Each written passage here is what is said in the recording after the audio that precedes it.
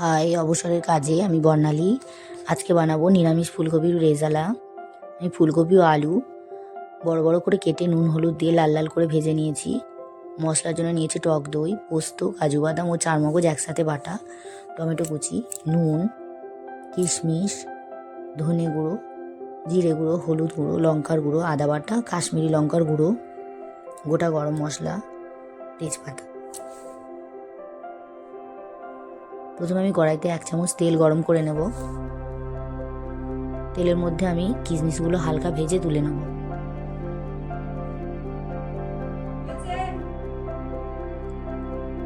এরপর ওই তেলে আমি তেজপাতা ও গোটা গরম মশলা ফোড়ন দিয়ে দেব।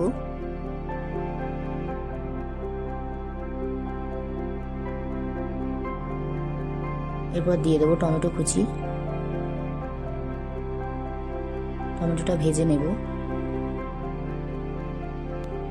এরপর দিয়ে দেবো আদা বাটা। সব গুঁড়ো মশলাগুলো একসাথে দিয়ে দেব। সমস্তটা ভালো করে কষিয়ে নেব। এরপর দিয়ে দেব সামান্য পরিমাণে জল।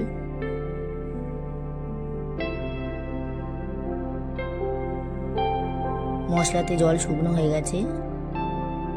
মশলা থেকে যখন তেল ছেড়ে দেবে, দিয়ে দেবো ভাজা আলু ও ফুলকপিগুলো।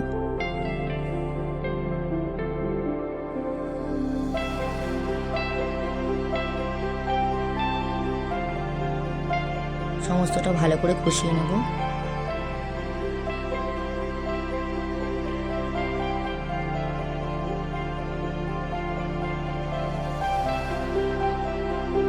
এখন আমি টক দইয়ে অল্প একটু জল দিয়ে ভালো করে ফেটিয়ে দিয়ে দেব।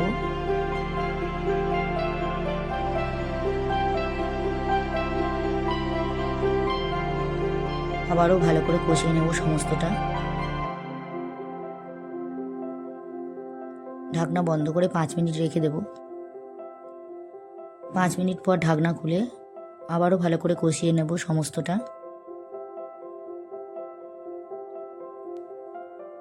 এখন দিয়ে দেবো কাজু বাদাম, চারমগজ ও পোস্ত বাটা।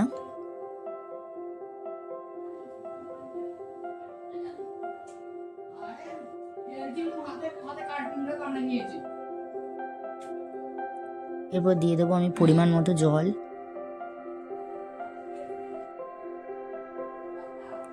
খুব বেশি জল দেব না, ফুলকপিগুলো উপরে রেখে আলুগুলো নিচের দিকে রেখে দেব। এরপর দিয়ে দেবো পরিমাণ মতো নুন। এরপর ঢাকনা বন্ধ করে 15 থেকে 20 মিনিট ফুটিয়ে নেব। ঢাকনা খুলে দেখবো আলুগুলো সেদ্ধ হয়েছে কিনা। আলুগুলো অল্প সেদ্ধ হয়েছে। এখন আমি দিয়ে দেবো ভেজে রাখা কিশমিশ।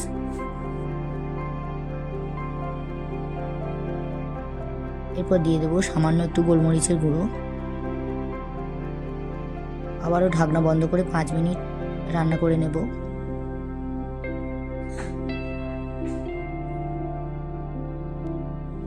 পাঁচ মিনিট পর 1 চামচ ঘি দিয়ে নামিয়ে নেব। তৈরি নিরামিষ ফুলকপির রেজালা গরম ভাতের সঙ্গে পরিবেশন করুন।